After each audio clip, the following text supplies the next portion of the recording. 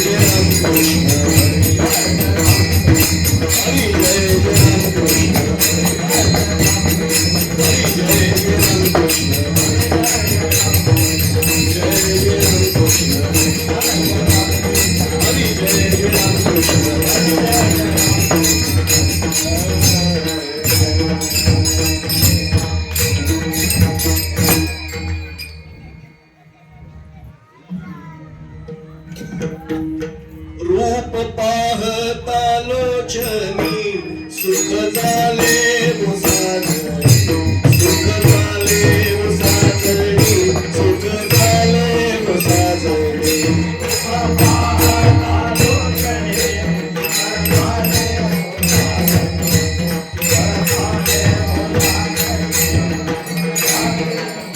रूप पाहता लोचनी सुख झाले मुसाजणी सुख झाले मुसाजणी सुख झाले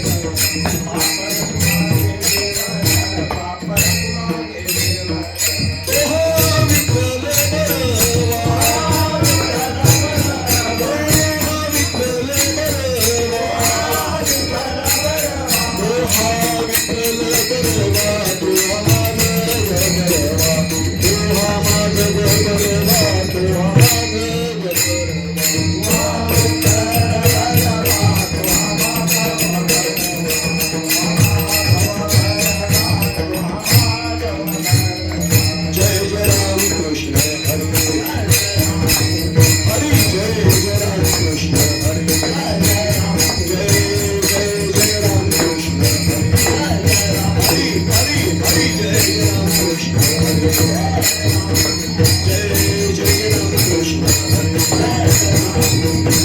जय राम कृष्ण हरी जय जय राम कृष्ण हरी राम कृष्ण हरी जय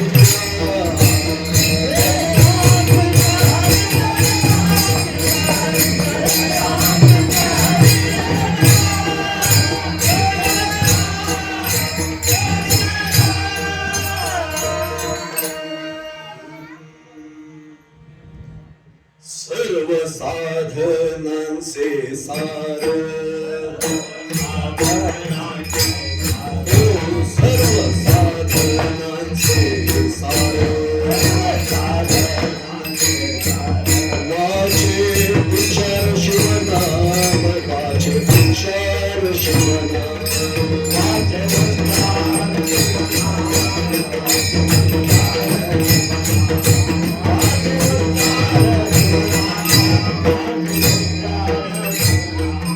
नलगे योगाची कसवती नलगे योगाची कसवती शिवनाम उच्चार होती शिवनाम उच्चार होती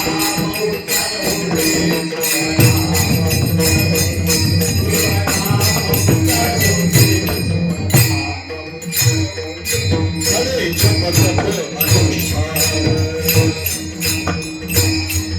खडे जप तप अनुष्ठान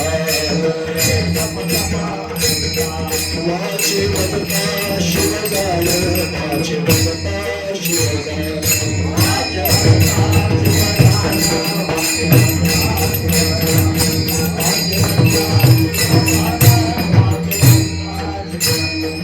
नलगे योगाची कसवती नलगे योगाची कसवती शिवनाम उच्चार होती शिवनाम उच्चार होती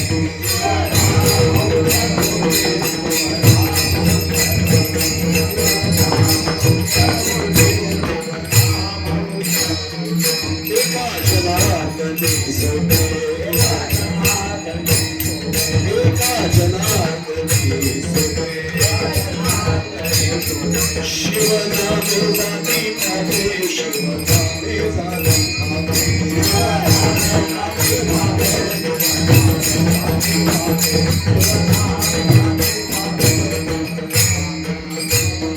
नलगे योगाची कसवती नलगे योगाची कसवती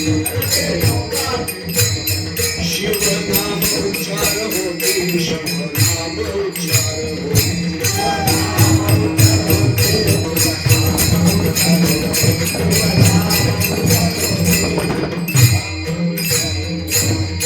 विठोबार कुमार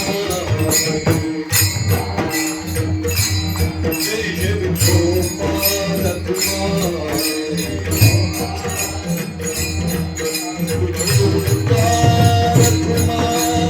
विठोबार कुमार जय जय विठोबार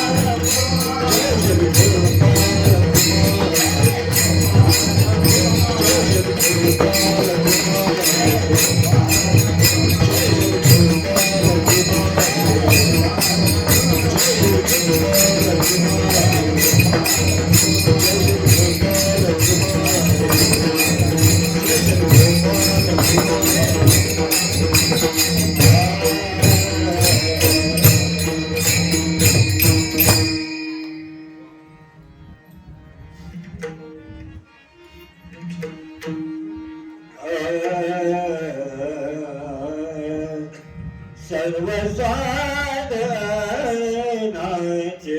सार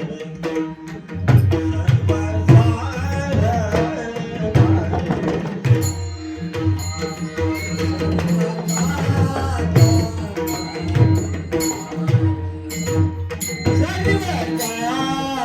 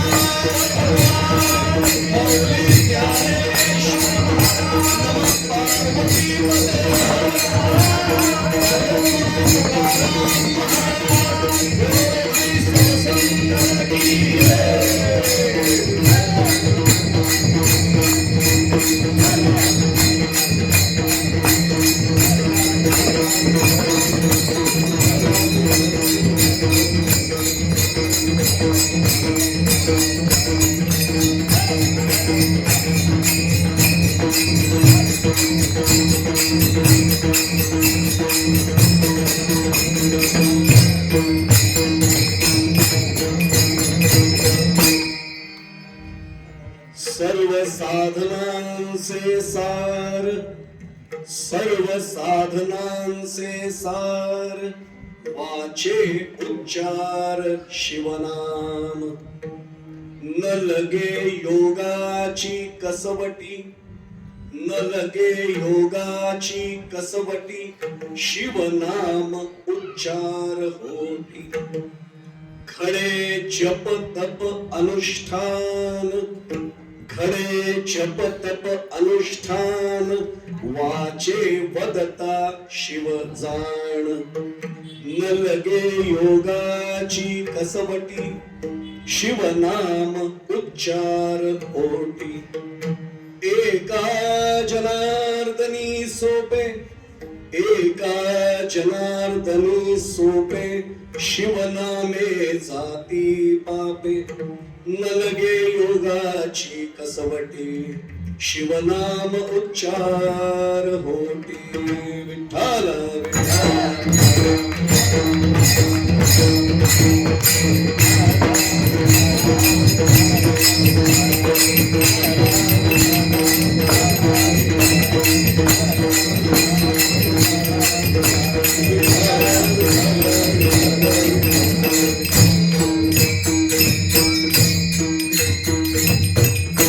जयांचे केलिया स्मरण, हो सकल विद्यांचे अधिकरण.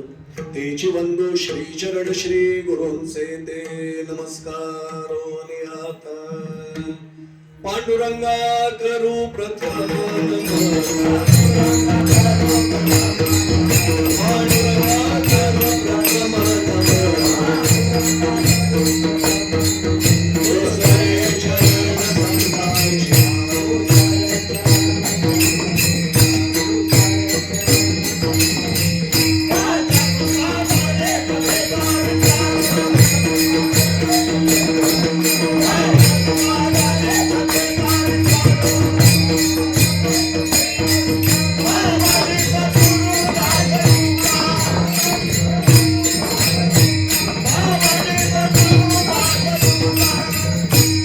सर्व साधनांचे सार, वाचे उच्चार शिवनाम.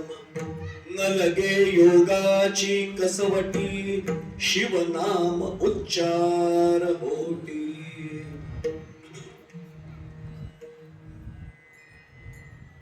बदलापूरच्या शिरगाव MID परिसरात अत्यंत पवित्र आणि देखण्या अशा श्री माऊली मंदिरामध्ये प्रतिवर्षीप्रमाणेच आयोजनात येणारा हा महाशिवरात्रीचा पर्वणीचा उत्सव काळ आणि या निमित्ताने आयोजनात आलेली ही कीर्तन मालिका आणि आजचं हे कळसाचं खरं तर कीर्तन प्रत्यक्ष महाशिवरात्रीचा दिवस, कारण म्हणजे महाशिवरात्रीची रात्र आणि माझ्या परम भाग्याने, माझ्या सद्गुरूंच्या कृपेने आणि पाटील साहेबांच्या, पाटील महाराजांच्या एका वेगळ्या प्रेमामुळे ही सेवा माझ्या वाट्याला याही वर्षी आली. त्याबद्दल आधी संयोजकांच्या चरणी नतमस्तक होतो. वैकुंठवासी गुरुवर्य दातार महाराजांचं पुण्यस्मरण सर्वप्रथम करतो. मी मगाशीच म्हटलं माझं भाग्य होतं की या ठिकाणी महाराजांना कल्पना आहे 3 ते 4 वेळा किमान गायनाचार्य म्हणून दातार महाराज मला मागे लाभले होते. हे माझं परम भाग्य आहे आणि मी 2 व्यक्तींना कधीच विसरू शकत नाही ज्या जगात एक आमचे दातार महाराज आणि संप्रदायातले आपण सर्व ज्येष्ठ श्रेष्ठ मंडळी आहात. शहाडचे आमचे श्यामबुवा खोडे महाराज, वैकुंठवासी गुरुवर्य धोंडा महाराज ज्यांच्याकडनं चाली शिकण्यासाठी आलेले होते. नवीन पिढीला कदाचित माहिती नसेल पण जुन्या पिढीला कल्पना आहे 7 दिवस धोंडा महाराज शहाडला येऊन राहिले होते चाली घेण्यासाठी पारंपरिक. असे श्याम महाराज माझं परम भाग्य की 3 वेळा गायनाचार्य म्हणून माझ्या मागे उभे होते. तब्येत बरी नव्हती, वय होतं, पण माझ्यावरच्या प्रेमापोटी गायनाचार्य म्हणून उभे राहिले. या दोघांचे आशीर्वाद आहे, त्याचा आधी आवर्जून पुण्यस्मरण त्या दोघांचं करतो.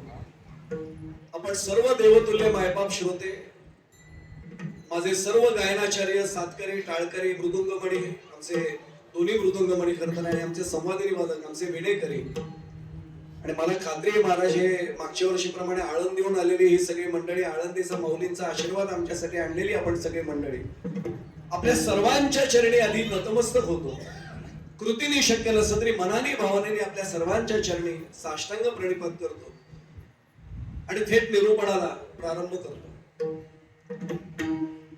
सामान्यपणे महाराज ज्या अभंगाला फार कमी वेळा हात लावला जातो असाच अभंग पण महाशिवरात्रीच्या निमित्ताने अत्यंत पर्वणीचा दिवस साजरा करण्यासाठीचा अभंग, ज्याला शांतीब्रह्म एकनाथ महाराज असं म्हटलं गेलेलं आहे. आमच्या संप्रदायामध्ये जे विविध बिरुदावले आहेत त्याच्यात शांतीब्रह्म एकनाथ महाराज. मी महाराज नेहमी सांगत असतो आम्हाला शांतीब्रह्म सोडून द्या, शांत पण कोणी म्हणत नाहीत. चहा 10 मिनिट उशीर आला तरी माझी आग पाकड घरात होत असेल तर शांतीब्रह्म सोडून द्यावं, शांत पण नाही आहे. गळ्यात माळ घालून एवढी वर्ष झाली पण तरी सुद्धा अजून जर स्वभाव शांत होत नसेल तर मी केलं काय. मी एवढ्यासाठी सांगतोय शांतीब्रह्म एकनाथ महाराज यांचा अभंग निवडलाय अभंगाची भूमिका स्पष्ट करण्यासाठी. शब्द एकदा आपण अभंगाचे पाहूया आणि मग जेवढा आपल्याला आजच्या पूर्वरंगात जसं आपण म्हणतो तसं पूर्व पक्षामध्ये भावार्थ जेवढा सोडवता येईल तेवढा भावार्थाला न्याय देण्याचा प्रयत्न करूया. शिवनामाचं महात्म्य सांगताना आमचे शांतीब्रह्म एकनाथ महाराज आमच्या समोर विचार ठेवतायत, चिंतन मांडतायत.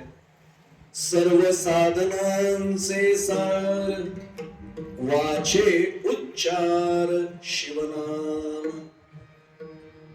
अनेक कीर्तनकार चुकून वाचे उच्चार म्हणतात बरं का. आपले सगळे जुने मंडळी आहेत आपण, ते वाचे नाही, वाचे म्हणजे वाचन करण्याचे, वाचे बोलायचे, वाचेनी करायचे उच्चार, वाचे उच्चार शिवनाम. आज महाशिवरात्रच आहे प्रत्यक्ष. नाथ महाराज आम्हाला सांगतात, शब्दार्थ पाहतोय म्हणून आपण सांगतोय की शिवनामाचा उच्चार वाचेनी करणं हे सर्व साधनांचं सार आहे. का म्हणाले आपण चिंतन करू, त्याचा भावार्थ सोडवण्याचा प्रयत्न नक्की करू.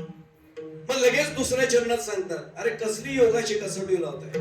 न लगे योगाची कसवटी शिवनाम उच्चार होती. कसली योगाची कसोटी लावताय म्हटलं, फक्त नामाचा उच्चार पोटावर ठेवा. 650 वर्षांपूर्वी ते शब्दात म्हणून होटी शब्द आहे. होटी म्हणजे ओठी. काही वेळा जुने शब्द लागत नाहीत नवीन पिढीला. जसं 320 क्रमांकाची उभी आहे 15व्या अध्यायात माऊलींची. देवी मजसी एकवट जे झाले ज्ञाने चोखट तया पुनरावृत्तीची वाट मोडली गा. बाकीचं समजतं. चोखट म्हणजे काय म्हणतात, ज्ञान चोखून पाहिलेलं आहे का. चोखट म्हणजे विशुद्ध. ही 750 वर्षांपूर्वीची माऊलींची भाषा आहे. विशुद्ध ज्ञानाच्या साह्याने जे माझ्याशी एकवटतात त्यांची पुनरावृत्तीची वाट मोडली. मी एवढ्यासाठी सांगतोय शिवनाम उच्चार होती म्हटलेलं आहे. तिसऱ्या चरणात सांगतात, अरे शिवनामाचा उच्चार जर तुम्ही करत राहिला तर आपोआप अनायासे जप तप अनुष्ठान तिन्ही घडेल. घडे जप तप अनुष्ठान शिवनाम वदता जाण. एकदा शिवनाम तुम्ही वाचेने वदाला घेतलं किंवा वाचे वदता जाण. जाण म्हणजे पुन्हा वेगळं बरं का, मला तेवढा वेळ पुरणार नाहीये. प्रत्येक शब्दाला महत्व आहे अध्यात्मामध्ये. हरिपाठातला अभंग सगळ्यांच्या तोंडपाठ ठेव. आपल्याला सर्वांना माहिती आहे, प्रत्येकासाठी माऊलींनी वेगळा शब्द प्रयोग केला. आपण खूप तपशिलात जात नाही आणि अनेकदा काय होतं माहितीये का, हरिपाठ वगैरे रोजचा आहे. अतिपरिचय अदवज्ञा संतगत गमना धनादरो भवती संतत गमनात अनादरो भवती. तेच ते आम्हाला माहिती आहे अभंग, माहिती पण खोलात गेलो का आम्ही. मी काय म्हटलं लक्षात आलं असेल, सहु वेदी जाण म्हटलंय, षटशास्त्री किंवा साई शास्त्री कारण म्हटलंय, आणि 18ही पुराणे हरिसी गाती, इथे गाती म्हटलंय का. माऊलींना 3 शब्द मुद्दामून काही योजायची हौस होती म्हणून योजले का. वेद हा शब्द विद या संस्कृत धातूपासून तयार झालाय. विद म्हणजे जाणणे, म्हणून सहु-वेदी जाण म्हटलंय. आता लक्षात येईल, प्रत्येक शब्द संतांचा कानात नीट साठवावा लागतो तर अर्थ कळतो. सहु-वेदी जाण, षटशास्त्री किंवा साई शास्त्री कारण म्हटलंय. मी एक सांगू आपल्याला या 6 शास्त्रांचा, आज मला प्रतिपाद्य विषय नाही पण जाताना सांगतो. आरती म्हणताना सुद्धा महाराज आपण एवढे घोळ करतो. ते दुर्गे दुर्गट बारी तुझं वेळ संसारी आरतीमध्ये पुरुष वर्ग ऐका आणि माता भगिनींना ऐका. साही विवाद करता पुरुष वर्ग म्हणतो पडलो प्रवाही, ते पडलं नाहीच आहे, पडले प्रवाही. का षटशास्त्र विवाद करताना पडले प्रवाहामध्ये. तुझं नेती नेती म्हणती गोविंदू रे, गोविंदू रे तुझं. आता लक्षात आलं असेल, नेती म्हणजे न इति, अरे अरे हे नाही वर्णन, अरे अरे हे नाही वर्णन, त्या श्रुती मागे सरल्या. म्हणून साही विवाद करिता पडले प्रवाही आहे, पडलो नाही. आता लक्षात आलं असेल, मी एवढ्यासाठी सांगतोय की जाण म्हटले, कारण म्हटले, आणि मग 18ही पुराणे हरिसी गाती कारण ते हरीचं स्तवन करताय. अशा स्वरूपाचं चिंतन मांडताना अंतिम चरणात आम्हाला नाथ महाराज पूर्ण ग्वाही देतात. महाशिवरात्रीच्या निमित्ताने हा मुद्दामून अभंग आपण समोर चिंतनासाठी ठेवलाय. आपण नकळत का होईना घडतात ना आमच्याकडनं. आपण प्रपंचात आहोत, व्यवहारात वागतोय, घडतं एखादं. काही मानसिक आणि वाचिक 3 पापांपैकी एक तरी पाप नकळत घडतं ना. मुद्दामून नाही घडणार, पण एखाद्या किड्यामुंगीवर चुकून पाय पडतो ना, काही पाप झालं. मानसिक पाप आपण मुद्दामून नाही करणार, पण एखादा कोणी वाईट वागला पटकन म्हणत येतं देव बघून घेईल तुला, हे पण मानसिक पाप आहे. पण आपण काय करतो, आम्ही नाही काही केलं, देव, अरे मग देव बघून गेल तर तू पण एजंट आहे का देवाचा, तू कशाला बोलला. हे बोलणं हे सुद्धा पाप आहे. त्याला मानसिक हिंसा म्हणतात, नाही बोलायचं. आणि पुन्हा काही जण बोलतात आणि म्हणतात आपण कशाला काय बोलायचं, देव बघतोय सगळं, मग तू कशाला हे बोलला. हे सुद्धा पाप आहे. काही पाप मानसिक पाप आणि वाचिक तर आपल्याला माहिती हो. आणि म्हणून या अभंगाच्या माध्यमातून शिवनामाची महती नाथ महाराज आमच्या समोर मांडताय की शिवनामामुळे का. मी पुढे जाण्यापूर्वी सांगतो, पुन्हा तोही मुद्दा माझ्याकडनं दिसतून जाईल. महाराज आपण पाप अनेकदा करतो ती जिभेवर राहतात बरं का. असत्याचे मळ पैसले जेवाचे ते न जाती साच तीर्थोदके, प्रमाणे त्यालाही नाही जात ते तीर्थोदकाने. मी किती गंगा यमुना चंद्रभागा इंद्रायणी कुठेही स्नान करून येऊ दे, कदाचित नकळत घडलेली काही मानसिक वाचिक पाप जातील, पण जिभेवर जे काही बसलेत ना संस्कार ते त्या स्नानाने जात नाही. मग ते कशाला करायचं. नामदेव महाराजांनी त्यालाही दिलाय, उपाय दिलाय. हरिनाम प्रक्षाळी जिव्हे ते, प्रक्षाळी म्हणजे धुवून टाकतं. हरिनाम घेतलं की मग जीभ धुतली जाते. आम्ही वस्तादोष सोडून दे, आम्ही जीभ धुवून काढतो पुन्हा नवीन पाप करायला मोकळं होतो, नवीन काहीतरी बोलून जातो. मी काय म्हटलं लक्षात आलं असेल आपल्याला. आपण महाशिवरात्रीचं पुण्य जर मिळवायचं असेल तर नाथ महाराजांनी आम्हाला चांगला विचार जो मांडलाय त्याचं चिंतन आपण करूया. पहिलाच मुद्दा नाथ महाराजांनी आमच्या समोर ठेवलाय, या शिवनामाचं महात्म्य किती आहे. सर्व साधनांचं ते सार आहे. आता माझा साधा प्रश्न आहे, साधन म्हणजे नेमकं काय. प्रत्येकाचं काही ना काही इप्सित साध्य असतं. जिथे जायचंय ते साध्य. मला गाठायचंय, कोणाला डॉक्टर व्हायचंय, कोणाला इंजिनियर व्हायचंय, कोणाला चांगला शेतकरी व्हायचंय, उद्योजक व्हायचंय, काही असेल. आणि आपण अध्यात्मात आहोत. भगवंताची कृपा आपल्याला हवी. आणि खरं सांगू, भगवंताची प्राप्ती नकोय, तो प्राप्तच आहे. हो, प्राप्ताची प्राप्ती हे महापाप सांगितलेले, तो प्राप्तच आहे ना. पैसा हृदयामध्ये मी रामू असता सर्व सुखाचा आराम की भ्रांतासी कामो विषय, तो आहे ना. पण त्याचा विसर आम्हाला पडलाय ना, म्हणून तर हेची दान देगा देवा तुझा विसर न व्हावा. त्याचा विसर होऊ नये म्हणजे तो आहे याची जाणीव होणं, हे अध्यात्म आहे खरं. पण ते जर आपलं साध्य असेल तर तिथे पोहोचण्यासाठीचा मार्ग याला म्हणतात साधन. साधन याचा अर्थ साध्यापर्यंत आम्हाला घेऊन जाणार मार्ग किंवा घेऊन जाणारी वाट. अगदी साधा सोपा मार्ग सांगतो आपल्याला. कोणते मार्ग आहे तो भगवंतापर्यंत घेऊन जाणारे आम्हाला? कर्म मार्ग आहे, योग मार्ग आहे, ज्ञान मार्ग आहे आणि नामसाधनेचा म्हणजे भक्ती मार्ग आहे. पण मी नाही म्हणत आहे, देवर्षी नारद मुनींनी सांगून ठेवलंय सातु कर्म योग ज्ञान अपि अधिकतरा भक्ती. कर्म मार्ग असेल, ज्ञान मार्ग असेल, योग मार्ग असेल, या सगळ्यांपेक्षा भक्ती मार्ग ते म्हणतात सोपा आणि श्रेष्ठ आहे. मी आधी सांगू आपल्याला, योग मार्ग वाईट नाही, गैरसमज करायचा नाही. योग मार्ग वाईट नाहीये. ज्ञान मार्ग वाईट आहे का? कर्म मार्ग वाईट आहे का? पण तो प्रत्येकासाठी नाही ना. माझ्यासाठी कोणता मार्ग आहे हा आम्हाला कळणं हे अध्यात्म खरं, हे साधनाचं सार आहे. सोपा भाग सांगू आपल्याला. 18वा अध्याय ज्ञानेश्वरी काढा. मी पुन्हा पुन्हा सांगतो, बोलता बोलता जात्यावर बसल्यावर ओवी आठवते ना. आळंदीची मंडळी इथे आहेत म्हणून मला खरं तर माऊलींच्या ओव्यात एक एक एक लक्षात राहा. 18वा अध्याय काढून पहा. 18व्या अध्यायामध्ये माऊलींनी इतकं स्पष्ट बजावलंय कर्माच्या बाबतीत. तैसा कर्तृत्वाचा मधु आणि कर्मफलाचा आस्वादू, या दोहींचे नाव बंधू कर्माचा. 18व्या अध्यायात म्हणतात की अरे कर्तृत्वाचा मद येतोच.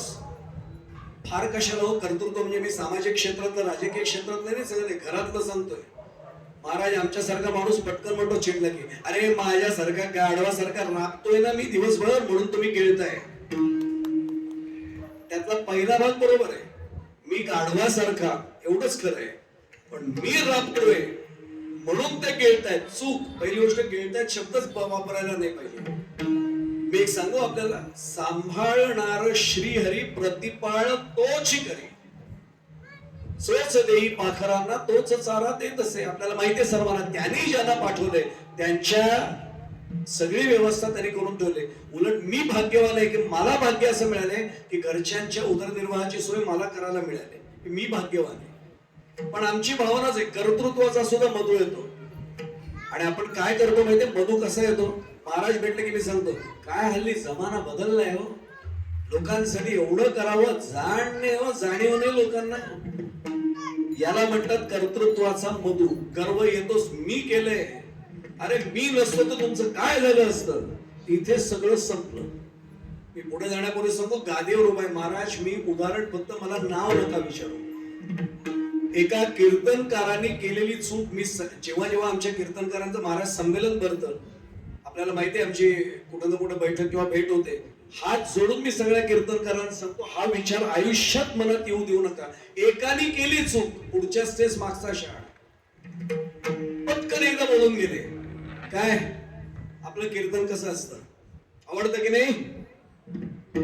दुसऱ्या दिवशी रामकृष्ण हरी सुरू झालं, रूपावली सुरू झाली आणि पुढे बोलताच येणं, तोंडच असं उघडच. समोर पखवाज वादक नेहमीचे ओळखीचे बसले, गायनाचार्य नेहमीचे. महाराज पुढचा चरण, पुढचा चरण.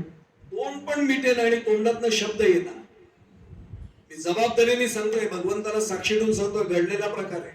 शेवटी खाली बसले, मटकन माईक खाली घेतला, काही 2 मिनिटं बोलले नाहीत, फेटा उतरवला आणि एवढंच सांगितलं, मंडळी मी क्षमा मागतो, मला पुढच्या वेळी बिदागी देऊ नका, मी स्वतः सेवेला येतो, फक्त आता कारण विचारू नका.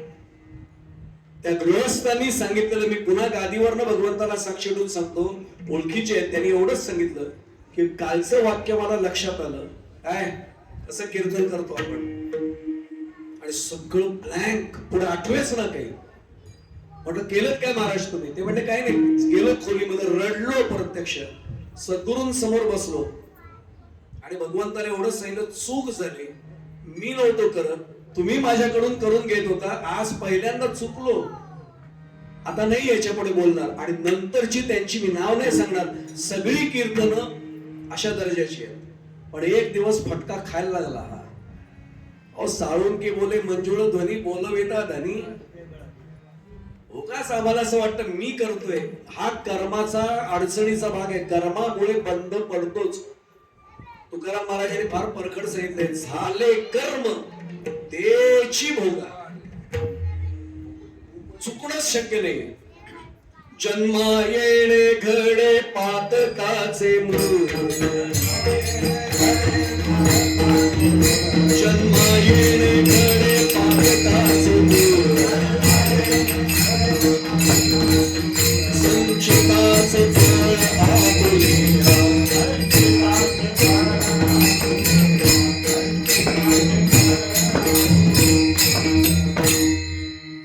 तुकाराम महाराज स्पष्ट बजावत आहे, जन्मा येणे घडे पातकाचे मूळ. संचिताचे फळ आपुलिया. मग वाया वेण दुःख वाहू नये. अरे रुसोनिया काय देवावर, कशाला देवावर रुसतोय? तू केलेलं पातक आहे म्हणून तुझा जन्म झालाय. जे कर्म केलंय ते भोगावंच लागतं. कोणाला सुटका झाली हो? मी गादीवर उभा आहे म्हणून सांगतो आपल्याला. आज गायनाचार्यांना मी एक सांगतो बरं का, प्रमाण सुचलं बिंदा सुचला. माझा आवाज बसलेला आहे पूर्ण, मी सांगितलंय महाराजांना, पण तुम्ही उचला बिंदास प्रमाण. पण एक सांगतो आपल्याला, रावणामध्ये जबाबदारीने विधान करतोय, रावणामध्ये काही बाकी कमी नव्हतं, फक्त एक जास्त होतं, अहंकार.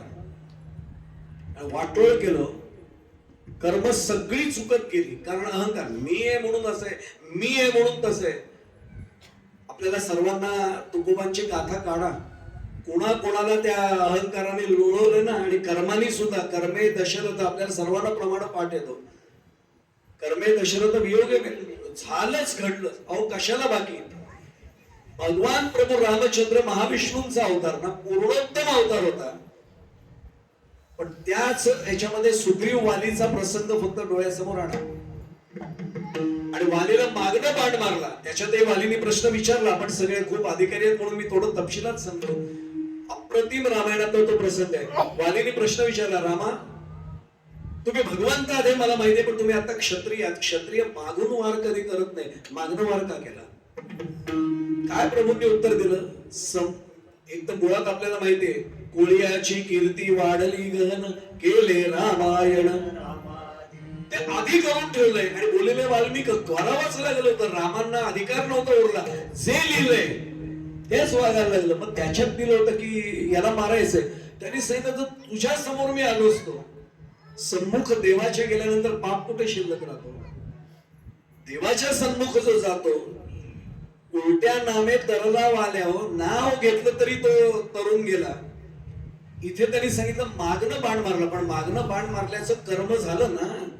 कर्म मार्गाचा विषय आपल्या साधनाचा चाललाय की कर्म हे साधन चांगलं आहे, पण या साधनामधनं अडकले कोण? प्रत्यक्ष प्रभू रामचंद्र अडकले. पुढचा अवतार कुठला होता? भगवान गोपाल कृष्ण. आणि आपल्याला माहितीये, कदंब वृक्षाखाली जो देह ठेवला, मागणं आलेला बाण पायात शिरला, तोही मागणंच बाण आला ना. झाले कर्म तेची भोगा. चूक नाही, कोणी सुटू शकत नाही. म्हणून कर्म मार्गाची अडचण ही आहे. मग दुसरं साधन कुठलं आहे आपल्याकडे? योग मार्ग आहे. योग मार्गामध्ये अडचण अशी, मी एक वाक्य सांगितलं तरी सगळे डोक्याला हात लावतील, बापरे असं आहे का योग मार्ग? पतंजलींचं योगशास्त्र काढून पहा. योगश्चित्त वृत्ती निरोध, इथूनच सुरुवात आहे. चित्तवृत्तीचा निरोध म्हणजे योग सांगितलंय. आता चित्तवृत्तीचा निरोध हे ऐकल्यानंतर सुद्धा डोकं बडबडत आहे. उपवास आहे दिवसभराचा, त्यात मला वाटतं पालखी पण झालेली आहे.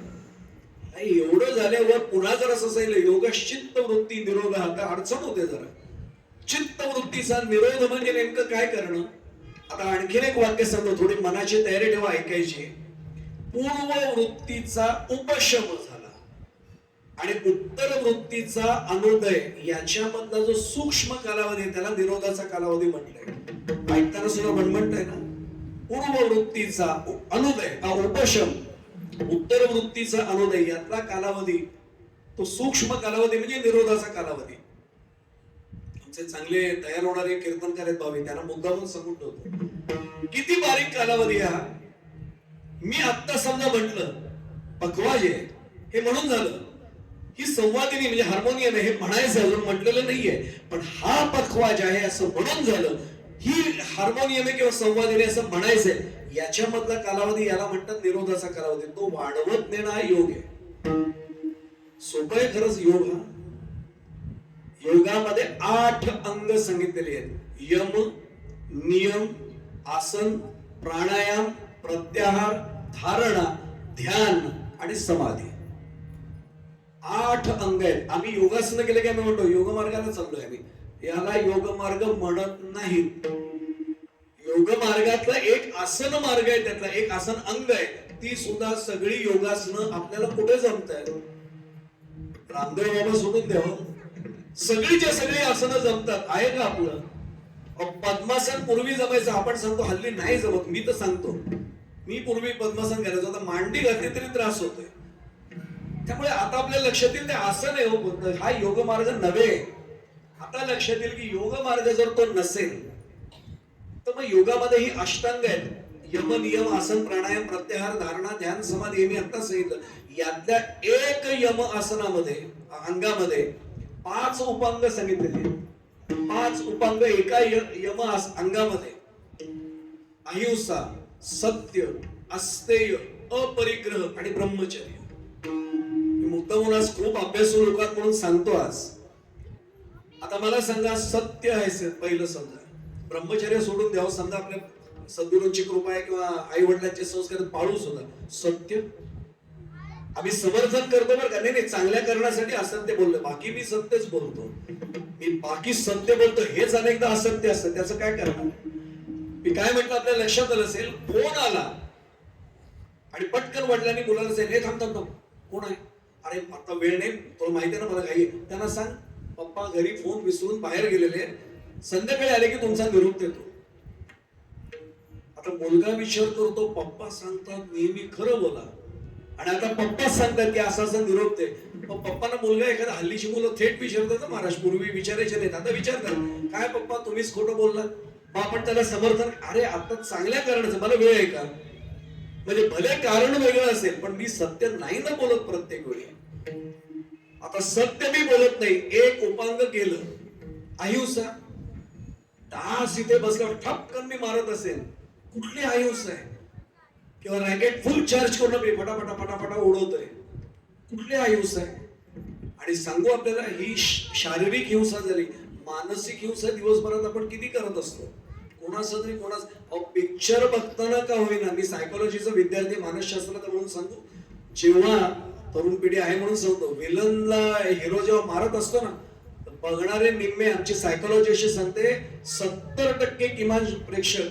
महाराज सायकोलॉजीचा निष्कर्ष असा आहे, त्यांनी क्वेश्चनेअर दिला होता, प्रश्नावली दिली होती, कबूल केलं लोकांनी, मारतोय हिरो, मारतोय विलनला, ते सगळं खोटं आहे माहितीये, पिक्चर मधलं आहे, पण तरी मनातल्या मनात मार अजून सोडू नको अजिबात. म्हणजे ही मानसिक हिंसेमध्ये आम्ही अडकलो ना. कुठली अहिंसा आली? सत्य गेलं, अहिंसा गेली. अस्तेय ही तर फारच भयानक गोष्ट आहे. अस्तेयाचा शब्दशः अर्थ महाराज चोरी असा आहे. चोरी नाही करणार तुम्ही आणि आम्ही, आपण माळकरी म्हटल्यानंतर तर 100% नाही करणार, पण खरी चोरी नसली केली तरी मनाने आपण चोरी करतो अनेकदा बरं का. मी उदाहरण देतो, शास्त्र काय सांगतो ते सांगतो, माझं ना काय. समजा मी असं गृहीत धरा, महाराजांच्या घरी गेलो, छान असा फ्लॉवर पॉट पाहिला. महाराज असं मिळत नाही हल्ली. नाही, हा आमच्या आजोबांच्या वेळेचा आहे ते, पण मग बदलापूरला कुठे बघायला मिळत असेल किंवा उल्हासनगरला नाही, हा मिळणंच शक्य नाही, हे आता बंद झालं. आणि जर माझ्या मनात आलं की एवढं विचारलंय, समजा उद्या लोखंडे महाराज म्हणाले यांना आवडलेलं दिसतं एवढं, देऊया. ते म्हटलं नाही बरं का, माझ्या मनात आलं, हे म्हटले उद्या तर देऊया. मनाने केलेली ती चोरी झाली. आता हे असते, किती वेळा वाटलं असेल, अहो साधं यांनी मला पाणी द्यावं हे मनात आलं, त्यांनी दिलेलं नाहीये, पण मी अपेक्षा व्यक्त करतोय त्यांनी त्यांच्या घरातलं पाणी द्यावं, हे सुद्धा असते झालं. अपरिग्रह. कुठे अपरिग्रह आहे? अपरिग्रह म्हणजे काही न साठवणं. फक्त तुकोबा अपवाद आहेत बरं का. आम्ही सदैव सोडके जो आम्हा भेटो दाके, हे तुकोबाने म्हणावं, आमच्याकडे नाही ना. 5 रुपये कमी आले तरी म्हणतो माणसं जाम डॅम्बिस झाली, 5 रुपये कमी दिले. तुकोबा स्वतःचा ऊस सुद्धा वाटून मोकळे झाले. फरक हाय इथे, म्हणून ते जगद्गुरु विश्ववंदे. आम्ही आपल्या कीर्तनाच्या गादीवर उभे राहतो, तुम्ही आपले म्हणता महाराज आले म्हणून एवढंच फक्त फरक आहे. आम्ही आमचा मूर्खपणा कधी करू नये. तुकोबा कुठे आणि आम्ही कुठे, आणि हे समजलंच पाहिजे, नाही तर फुकट गेला जन्म. मी एवढ्यासाठी सांगतोय की ते अपरिग्रह. उद्या नगरपालिकेने सांगू दे जलवाहिनीची दुरुस्ती आहे, 2 दिवस पाणी पुरवठा होणार नाही. मी वाटे आणि फुलपात्र सुद्धा भरून ठेवतो की नाही बघा पाण्याची. आता भरू नये असं नाही बरं का, शेवटी आपल्याला व्यवस्था, पण अपरिग्रह आहे का शक्य? आपल्या लक्षात येईल योग मार्ग एवढा अवघड आहे. सर्व साधनांचे चार आपल्या चाललाय विषय. कर्म अवघड आहे, योग मार्ग अवघड आहे, आणि तरी त्रासच होते. तहानेले या तहानची प्यावे म्हटले हो, काय अवघड विचार हे म्हटलं तरी भणभणाला होतं. ज्ञान मार्गाचं सांगितलं, ज्ञानाने फार अडचण होते. अहंकार येतोच, शुद्ध ज्ञान नसेल तर अहंकार येतोच. नवल अहंकाराचे कोठी, विशेषण न लगे अज्ञानाचे पाठी, पण सज्ञानाचे झोंबे कंठी, नाना संकटी नाचली. नाचवणार असतो. महाराज, मला बदलापूर मधल्याच एका 12वीच्या मुलाने प्रश्न विचारला होता, सर कीर्तनाच्या वेळी तुम्ही फेटा का बांधता? त्याला म्हटलं तू किती वेळा? महाराजांचा आमच्या क्लासशी संबंध आहे, त्यांना माहिती आहे आमची मुलं फार चौकस आहेत, त्यांची नात आमची विद्यार्थिनी आहे, त्यांच्याकडे आमचा संबंध असाच आहे, पालक म्हणून जास्त जवळचा संबंध आहे. मी एक सांगू, हल्लीची मुलं प्रश्न विचारल्याशिवाय सोडत नाही, आणि चांगलं आहे उलट. त्यांनी मला विचारलं, तुम्ही सर फेटा का बांधता? म्हटलं तू किती वेळा ऐकलं कीर्तन? तो म्हटलं मी नाही कधी जात. आता म्हटलं तुला समजेल अशा भाषेत सांगू, सोपं करून सांगा म्हटलं. म्हटलं अरे कीर्तनकाराला 2 तास त्या गादीवर उभं राहिल्यावर तरी तो अहंकार त्याचा जो, अरे एवढे वर्ष कीर्तन करतोय यांना काय कळतंय, आपणच हे आलं ना वरती की अडचण होते. त्या अहंकाराला 2 तास खाली दाबण्यासाठी म्हटलं पेट आहे.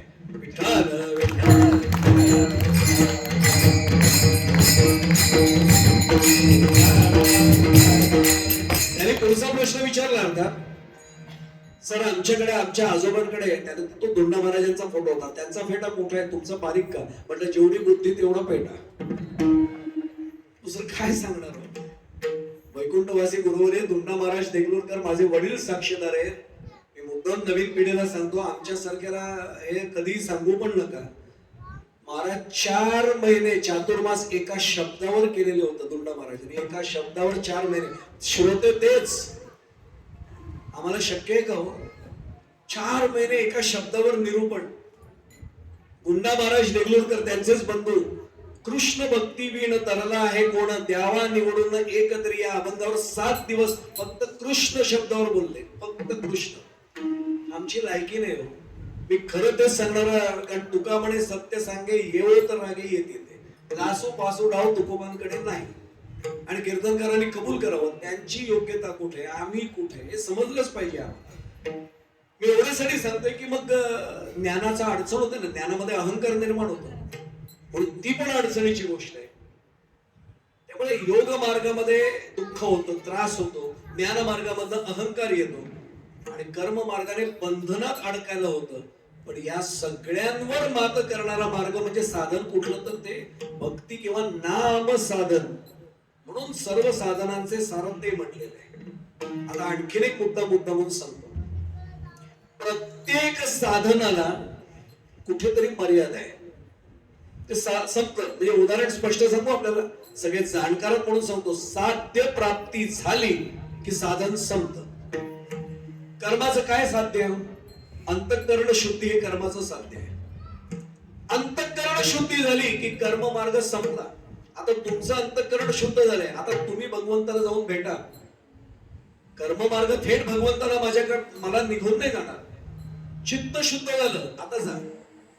योग मार्ग चित्त वृत्तीचा निरोध झाला, आता भगवंताला जाऊन भेटा. आणि ज्ञान मार्गाने कैवल्य म्हणजे मोक्ष प्राप्त होतो, पण भगवंताला तुम्हीच जाऊन भेटायचं. आणि भक्ती मार्ग किंवा नाम मार्ग असा आहे की तो थेट भगवंताच्या प्रांगणात मला घेऊन जातो. म्हणून या मार्गाचं महात्म्य मोठं आहे. आणखीन एक मुद्दा सांगतो म्हणजे आपल्या लक्षात येईल, बाकीच्या सर्व साधनांचं कुठे ना कुठे संपणं आहे. उदाहरण सांगतो, सोपं करून सांगतो. चला, समजा मी इथे आलो तेव्हा समजा लाईट गेले असते, उदाहरण म्हणून टॉर्च घेऊन विजेरी घेऊन मी आलो रस्त्याने, समजा पाटील महाराजांपर्यंत आलो इथपर्यंत, यांच्याकडे इन्व्हर्टर किंवा जनरेटर काही होता, लख प्रकाश होता, तरी मी ती विजेरी चालू ठेवून आलो. ते मला म्हणतील महाराज ते टॉर्च बंद करा, आता काय आवश्यक नाही. टॉर्च माझं साधन आहे, इथपर्यंत मी आलो, आता बंद कसं करेन? ते म्हणतील महाराज काल गादीवर वगैरे करून बरे होते. असं काही डोळ्यात नाही दिसत, एवढं उजेड तरी टॉर्च घेऊन उभे. टॉर्चचं काम संपलं ना, अंधार होता तिथपर्यंत टॉर्चचं काम आहे, आता उजेडामध्ये टॉर्च कशासाठी? साधन मला तिथपर्यंत घेऊन जातं, पण साध्य प्राप्त झालं की साधन संपतं. पण नाम साधना अशी आहे की ते संपत नाही हो. थेट भगवंताशी भेट झाल्यावर उलट त्याचा आनंद वाढतो. आमचे ब्रह्मचैतन्य गोंदवलेकर महाराज छान वाक्य म्हणायचे. त्यांना एकदा प्रश्न विचारला एका साधकाने, महाराज तुम्ही म्हटलं रामांची भेट प्रत्यक्ष होईल, आणि ते त्यांचं वाक्य आपल्याला माहिती असेल, तुमचा हात तुम्ही माझ्या हातात द्या, मी तो थेट प्रभू रामचंद्रांच्या हातात देईन. आपण जे वारकरी आहेत त्यांना सगळ्यांना माहिती असेल, आमच्या गोंदवल्याची सुद्धा दिंडी येते बा, धमाल वातावरण असतं ते तिथलं. महाराज यांनी सांगितलं थेट रामचंद्रांची तुमची भेट होईल. त्यांनी प्रश्न विचारला, महाराज रामांची भेट झाल्यावर श्रीराम जयराम जय जयराम चालू ठेवायचा का बंद करायचा जेवण? ते हसले महाराज. महाराज म्हटले, अरे रामांची भेट झाल्यावर तो बंद करणारच नाहीस, उलट तुझा आनंद एवढा द्विगुणित होईल, तो दुप्पट वेगाने साधना करशील. आता लक्षात येईल, म्हणून नामसाधना श्रेष्ठ आहे. कोणतं नाव घ्यावं म्हणजे ही नामसाधना आपल्याला सर्व साधनांचा सार म्हणून उपयुक्त ठरते. नाथ महाराज त्याचं मार्गदर्शन करतायत. अभंगाचा पहिला चरण. सर्व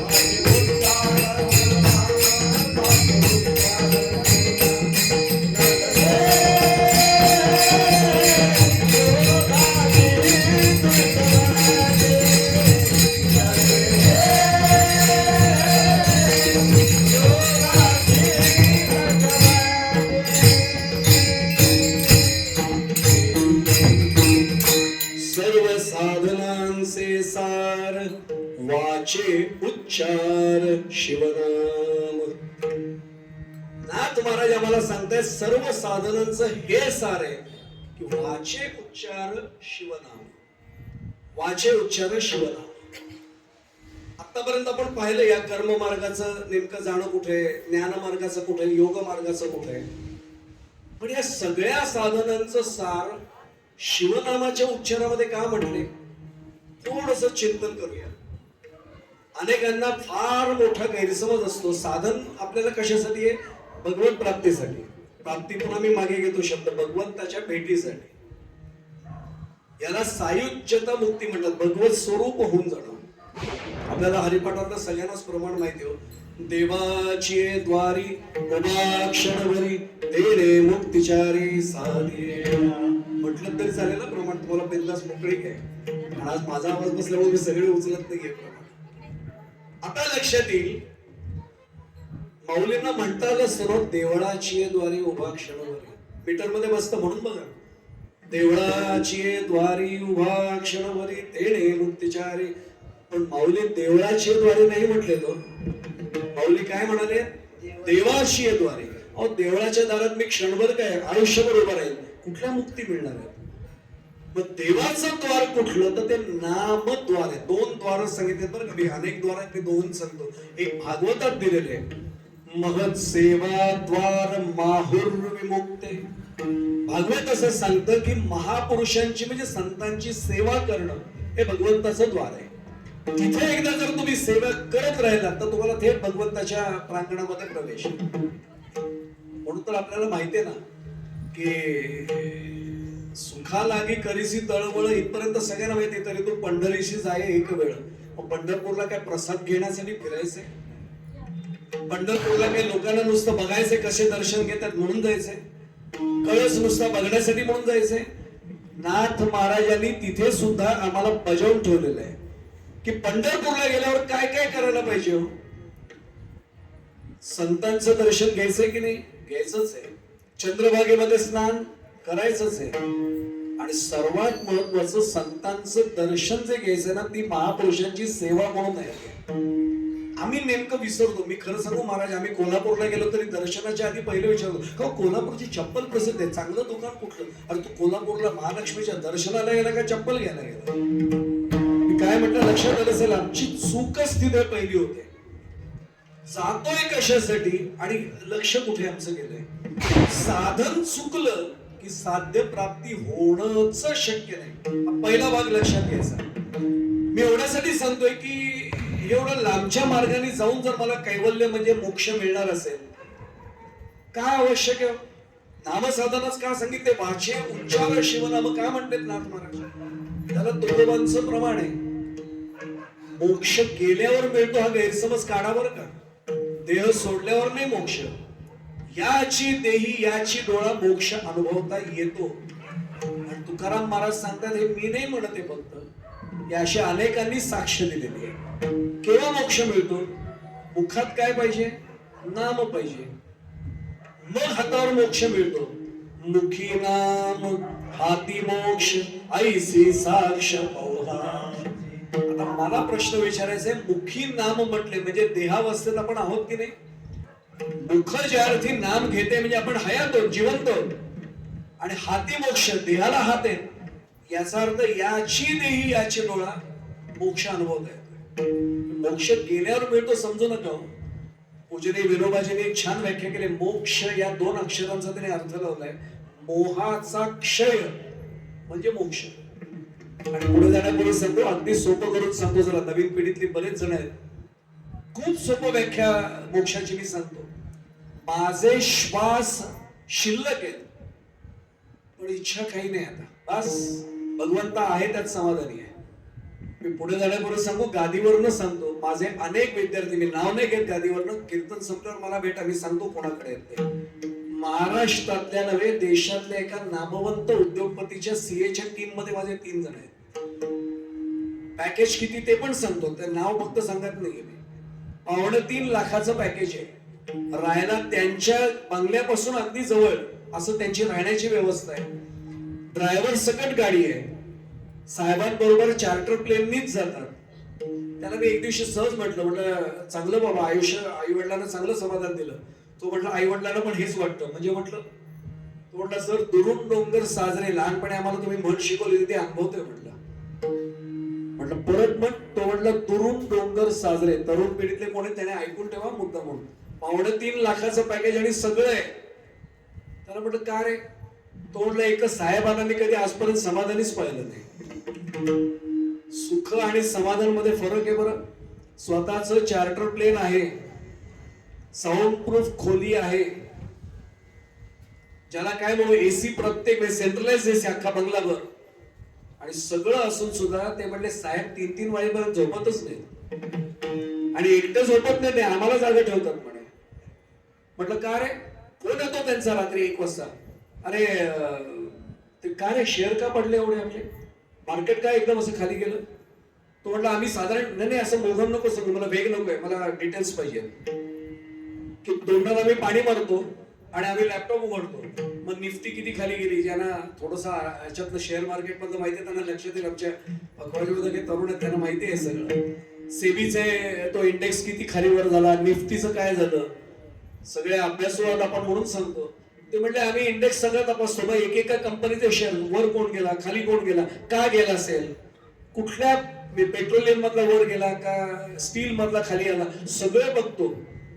3 वाजता मग आम्ही साहेबांना सांगतो ठीक आहे रिपोर्ट डिटेल तयार कर, 10 वाजता लेटस मीट ऍट 10 AM. 10 वाजता भेटू म्हटले सकाळी. ते म्हटले साहेब झोपतो की नाही माहित नाही, आम्ही जागे, कारण 10 वाजता रिपोर्ट द्यायचा साहेबांना. तो म्हटलं सर 2:45 दिसतात, विमानातलं फिरणं दिसतं, बंगला, गाडी, ड्रायव्हर सगळं दिसतं, पण असं झालंय कधी एकदा ती नोकरी सोडतोय म्हटले. आम्ही प्लॅनिंग करतोय, ते बचत करतोय, एकदा पुरेशी अमाऊंट झाली की विठ्ठल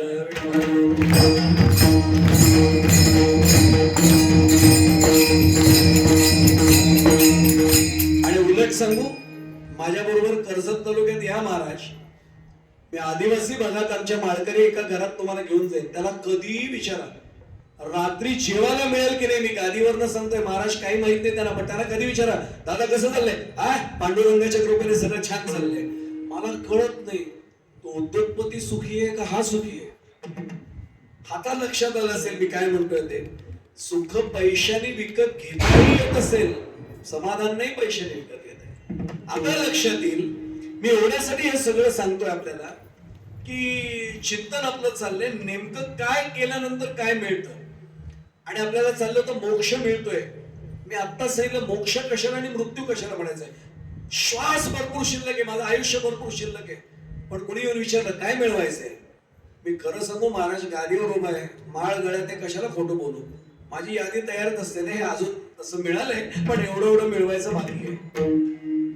पंढरपूरला जाताना सुद्धा मला तर भीती आहे की पंढरपूरचा माझा पांडुरंग परमात्मा होते खिडकीतनं बाहेरच जात असेल मला नामदेव पायरीशी पाहिल्यावर, ते म्हणत असेल हा गोवाला म्हणजे यादीच घेऊन आला.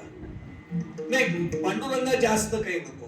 काय मुलाच्या नोकरीची खटपट सुरू आहे, मुलीच्या लग्नासाठी स्थळ बघतोय, बँकेत फाईल अडकले मॅनेजरकडे, क्लिअर नाही होत आहे, 3-4 कामं एवढे बस. अरे हीच 3-4 कामं घेऊन चाललोय. महाराज मला गोंदवलेकर महाराजांचं एक वाक्य फार आवडतं. ते म्हणायचे मी गोंदवल्यामध्ये केशर कस्तुरीचं दुकान थाटलंय, पण माझ्याकडे येणारं गिराईक सामान्यपणे हिंग जिऱ्याचंच असतं, म्हणजे प्रपंचातच मागताय. मोक्ष द्या, रामाची भेट तर कोणी मागायलाच येत नाही म्हटले. मुलाचं काम करून द्या, मुलीचं काय एम्प्लॉयमेंट एक्सचेंज आहे का, हा देतील बरं का, हे पण सांगतो. ते द्यायलाच बसलेत कारण त्यांची ती क्षमता खरंच आहे. आम्ही काय मागावं कळायला पाहिजे ना. तुकोबांनी हे नाही मागितलं काही मागणे हे अमानुचित वडिलांची रीत जाणत असे, मागितलं पण काय मागितलं, हेची दान दे का देवा, बाकी काही देऊच नको रे. आम्ही किती वेळा हे मागितलं मागणं. आता लक्षात आलं असेल की श्वास भरपूर शिल्लक आहे पण इच्छाच शिल्लक नाही. आता कृतकृत्य झालो, इच्छा केली ते पावलो, बस ही अवस्था आली की त्याला म्हणायचं मोक्ष. शिल्लक आहे आयुष्य पण मिळवायचं काही नाही आता. आणि मृत्यू कशाला म्हणायचं, उलट आहे, शेवटचा श्वास सुटतोय अशी अवस्था आली, कळलं संपलं आपलं, पण इच्छा नाही संपत आहे. हे मिळवायचे, अरे ते राहिले, अरे ते बँकेमध्ये जाऊन ये रे, ते मॅनेजरनी काम नाही केलं, अरे चाललायस तू आता, त्या मॅनेजरने काम नाही केलं कशाला बघतोय तू अजून, याला म्हणायचं मृत्यू. आता लक्षात येईल की त्या मोक्ष जो मिळतो, सर्व साधनांचं सार शिवनामात दिलंय, याचा अर्थ शंकरांचं नाव घेतलं, बस तुम्हाला सर्व साधनांचं सार मिळालं. हे आता लक्षात येईल आपल्याला की ते सर्व साधन तिथे संपतात, तिथे हे सुरू होतं. आणि एक सांगू आपल्याला, या नामामध्ये काही खर्चच करावा लागत नाही. आपल्या संप्रदायाचं प्रमाण नाही पण सगळ्यांच्या कानामध्ये लहानपणापासून आहे, बाकी मूर्ती विकत घेतली भगवंताची तरी हल्ली 5-10 हजाराच्या आत मिळत नाही चांगली मूर्ती. आणि एक सांगते की मी फुकट आणलं देवाला विकत घेतलं, मूर्ती काय सांगते देवालाच विकत घेतलं. माहिती आपल्याला सर्वांना. ती म्हणते कसं काय ग, नाही खर्चिली कवडी दवडी, नाही वेचला दाम, बाई मी विकत घेतला, पण काय केलं, जन्मभरीच्या श्वासा इतके मोजी आले हरिनाम, मग बाई मी विकत घेतला. नाथ महाराज आम्हाला तेच तर सांगतायत ना की जर वाचने उच्चार शिवनामाचा केला, खात्री बाळगा तुम्हाला सर्व साधनांचं सार तिथे मिळून जाईल. आम्ही पक्के चिकित्सक नाही महाराज, पण हे साधन ते कसोटी लावले का, कुठली कसोटी कुठली आहे का त्याला, नाही योग वगैरेची कसोटी. नाथ महाराज त्याचीही ग्वाही देत आहेत. अभंगाचा दुसरा छंद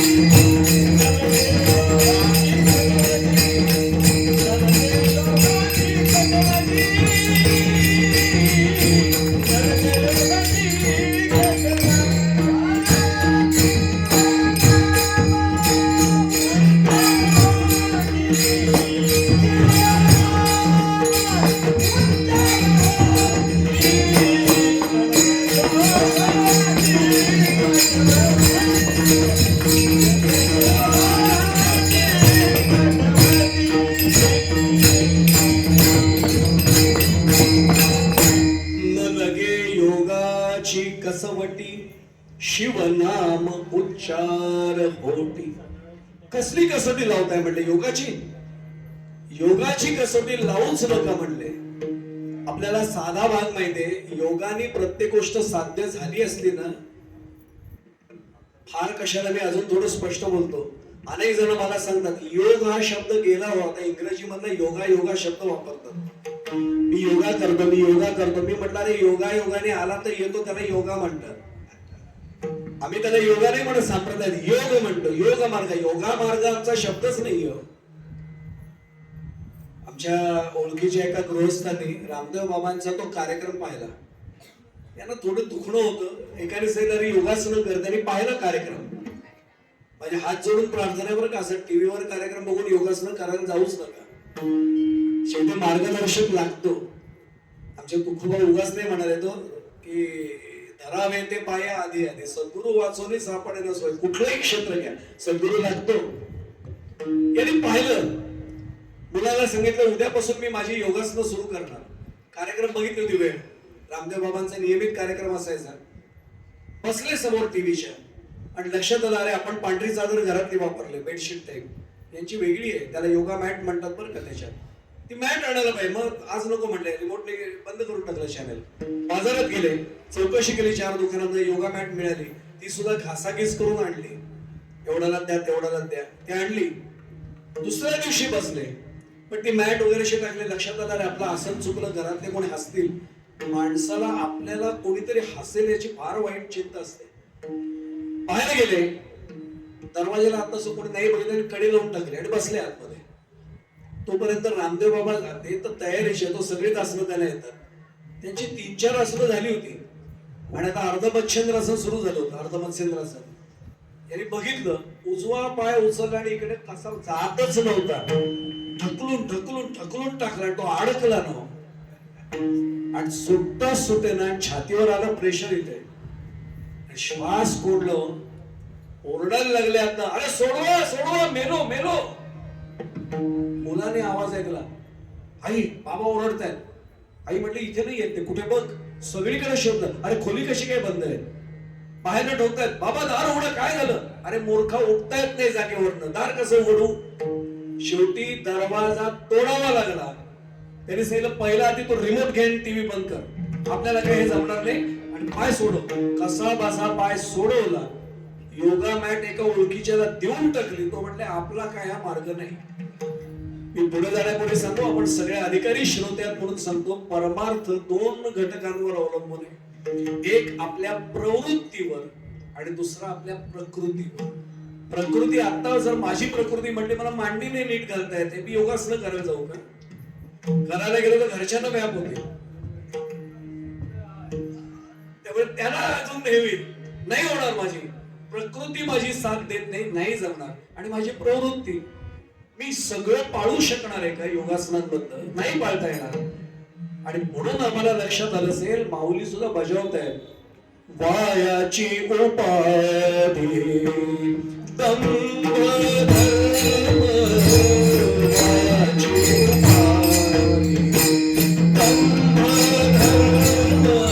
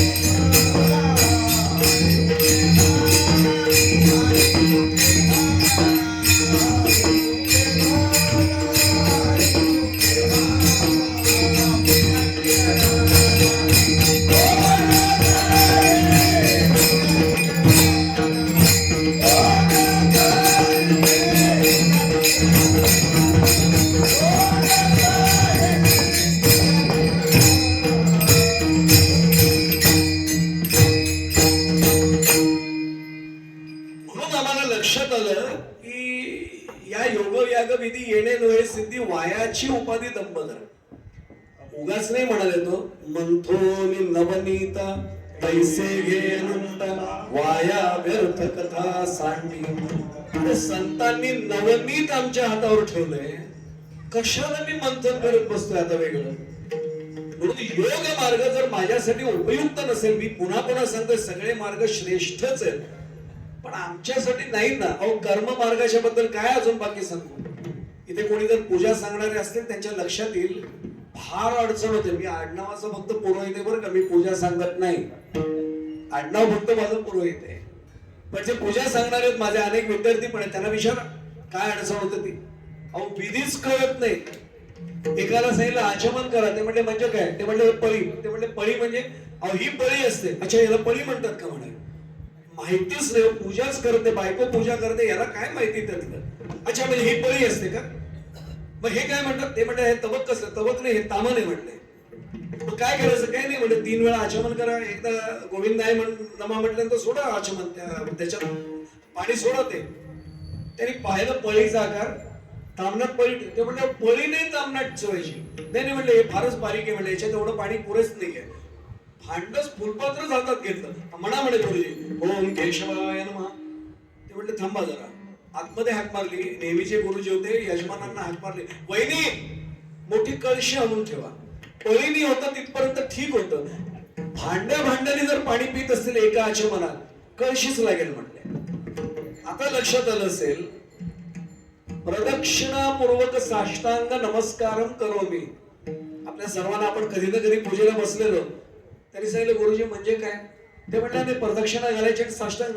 उठले गुरुजी म्हणले हो मी आहे अजून, गेल्यावर प्रदक्षिणा मला घाला, मी आहे अजून. आता लक्षात आलं असेल ही जर आमची अवस्था आहे, म्हणजे कर्म माझं असं म्हणायची वेळ आहे. कुठला कर्म मार्ग माझ्यासाठी, हा कर्म मार्गाचे अधिकारी अनेक होऊन गेले, हेही सांगतो जाता जाता.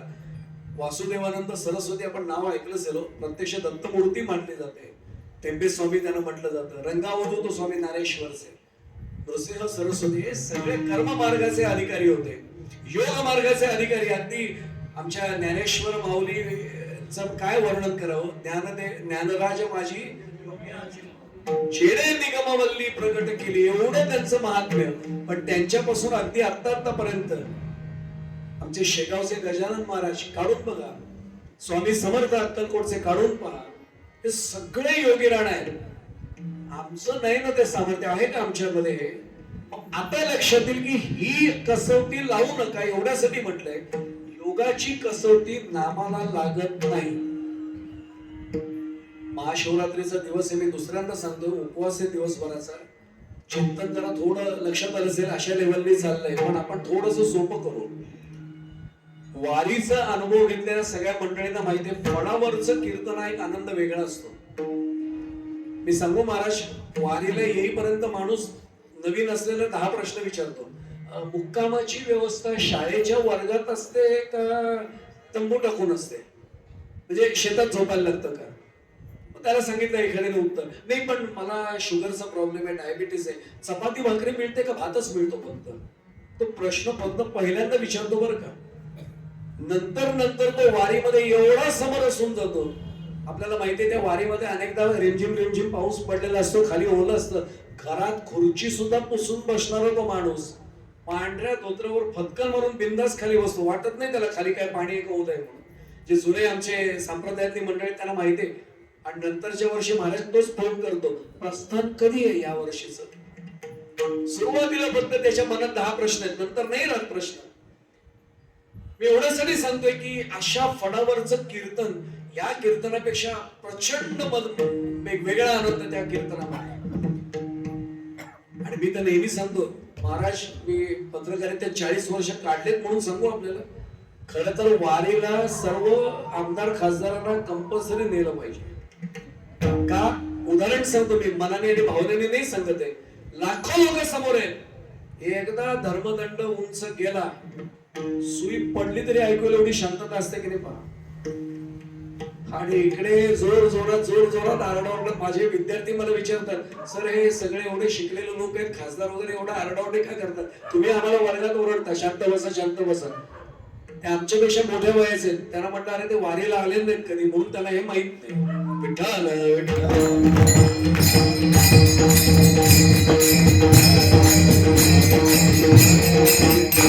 आणि खरंच हे जर वारीला आले ना सगळा देश सुधारेल. मी तर नेहमी सांगतो कधी ना कधी हा प्रभाव पडला पाहिजे. वारी मधल्या फडावरचा एक दृष्टांत आपल्या समोर ठेवतो. म्हणाले काय नाथ महाराज, न लगे योगाची कसवटी, शिवनाम उच्चार होती. का? वास्कर फडावरचा दृष्टांत आहे. आपण सगळे जाणकार, आपल्याला माहिती आहे वास्कर फडावर महाराज यांनी स्वतः दिलेला दृष्टांत आहे. ते म्हटले समुद्र किनारा होता. या समुद्र किनाऱ्याच्या समोर दोन साधक एकमेकांना भेटले. एक योगीराणा होते, खरंच योगीराणा होते. आणि खरंच हल्ली हे सांगावं लागतं खरे, कारण नामधारक योगीराणा भरपूर आहेत, पण खरे योगीराणा आहे. कदाचित विश्वास बसणार नाही, आजच्या युगात सुद्धा मी विज्ञानाचा विद्यार्थी तरी महाराज सांगतो, काही व्यक्ती अधिकारी आहेत, सूक्ष्म देह आजही धारण करतात, आजही रूप बदलू शकतात, आजही एका ठिकाणाहून दुसऱ्या ठिकाणी सहज जाऊ शकतात. मी पुढे जाण्यापूर्वी सांगू, आपल्याच संप्रदायामध्ये आता जवळजवळ त्यांचं 80च्या पुढे वय असेल, 25-30 वर्षांपूर्वी कर्जतला आला तर मी त्यांची गाठभेट घालून देईन. आमच्या सप्ताहाचे अध्यक्ष आहेत, आपण कर्जतशी त्यांचा संबंध आहे, त्यांना माहिती आहे. नथुराम महाराज हरपोडे नाव घेऊन सांगतो. त्यांना 30 वर्षापूर्वी, ते स्वतः सिव्हिल इंजिनियर आहेत, आता वयस्कर आहेत, ते प्रॅक्टिस नाही करत पण सिव्हिल इंजिनियर आहेत. बीएमसी मध्ये चांगल्या पोस्टवर होते मुंबई महानगरपालिकेत. त्यांना एकानेच सांगितलं की, त्यांना आम्ही अण्णा म्हणतो, अण्णा तुम्ही योगीराणा कधी पाहिलं का? ते म्हणले आजच्या काळात कुठे? ते म्हणले आजही आहे, जावं लागेल, चालावं लागेल. चालीम म्हणले. आणि 25-30 वर्ष झाली. मी नाव घेऊन सांगतो गावाचं, राजापूर तालुका आहे कोकणातला, माहिती आपल्या सर्वांना. तिथे भू नावाचं गाव आहे. या भू पासून माझ्या स्वतःचं गाव तिथेच जवळ आहे, माझ्या आईच्या आजोळ तिथलं आहे, आईचं गाव तिथलं आहे. तिथून एका गुहेमध्ये एक योगीराणा आहे. ते म्हटले ते कोणालाही बोलवत नाही, पण तुम्हाला दर्शनाला येत असेल तर जबाबदारी माझी, मी घेऊन जाईल. फक्त बोलायचं काही नाही, त्यांना प्रश्न विचारायचे नाही, फक्त दर्शन घ्यायचं. काही विचारायचं नाही, शंका सुद्धा, ते बोलतच नाहीत कोणाशी. आणि खरं सांगू, हे अशा व्यक्ती कोणाशीच लौकिक अर्थाने मागेच बाहेरच असतात. मार्गाधारे वर्तावे, विश्व मोहरे लावावे, पण अलौकिक प्रती न व्हावे लोकांप्रती. माऊलींची ओवी आहे ती. हे असे वेगळे आहेत. आणि अण्णा सांगतात, मी जेव्हा गुहेच्या दाराशी त्या गेलो, ते मला घेऊन गेले, माझ्या डोळ्यात पाणी आलं. मी स्वतःमध्ये पाहिलं, 1 फूट उंचीवर पद्मासन घालून ती व्यक्ती आसनस्थ होते आणि समाधी अवस्थेत होती. पाहिलेली व्यक्ती मी आपल्याला संप्रदायातली सांगतोय, बाहेरचे कुठले नाही सांगत, संप्रदायातली 80-82 वर्षाची व्यक्ती आपल्या समोर सांगतोय. कधी आलात तर मी आपली गाठभेट घालून देईन कर्जतला. अक्षरशः त्यांच्या आजही डोळ्यात पाणी येतं की माझं भाग्य की मला असं आजही व्यक्ती अशी पाहायला मिळालं, नाही तर मी विश्वास नसता ठेवला.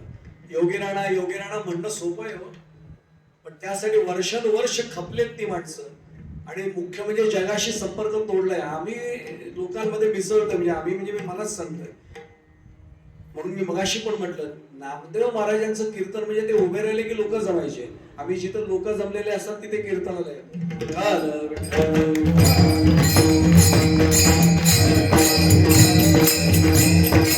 आता लक्षात येईल की हे 2 जण भेटले, त्यातला एक खरा योगीराणा होता, दुसरा तुमच्या माझ्यासारखा माळकरी होता, नामधारक होता. शिवनाम उच्चार होती, आपलं जे चिंतन चाललंय त्याच्यात न लगे योगाची कसोटी. समोरासमोर भेटले.